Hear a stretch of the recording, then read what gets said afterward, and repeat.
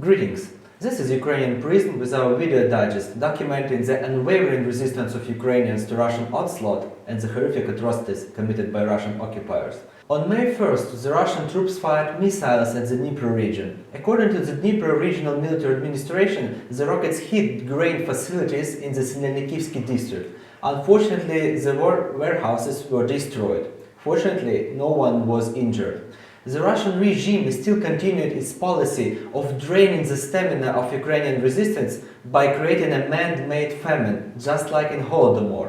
As of May 5th, more than 400,000 tons of grain and other food supplies were forcibly driven from the temporarily occupied territories of Kharkiv, Donetsk, Lugansk and Kherson regions. This week, Russian occupiers continued their aviation and artillery barrages of Ukrainian cities. Unfortunately, this week they are far more precise. According to the data collected by us from official Ukrainian authorities and official websites, dozens of people in Kharkiv, Donetsk and Lugansk regions were killed by Russian barrages and even more injured.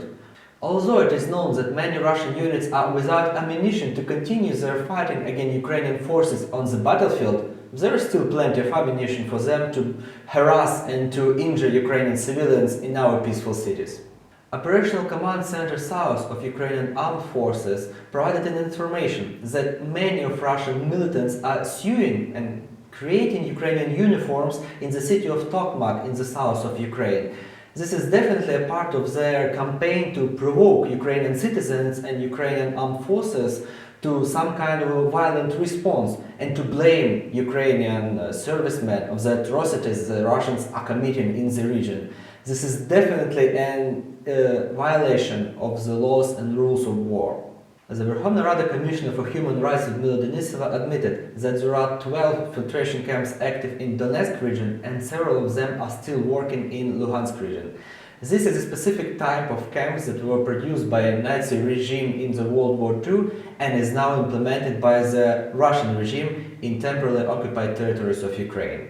Every civilian that is fleeing hostilities in these areas are forced by Russian personnel to go through a specific filtration process. During this process, they are forcibly interrogated by Russian servicemen. They are forced to show loyalty to Russian regime or to President Vladimir Putin himself. Their documents are taken away and they are granted with a specific document called a pass document.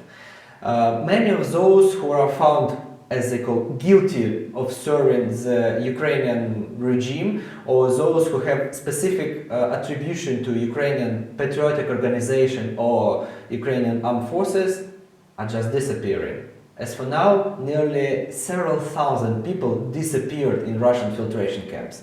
Unfortunately, their destiny is unknown, and they are a part of casualties of the horrific Russian regime in this war. According to the General Prosecutor's Office of Ukraine, children are still one of the main targets of Russian military.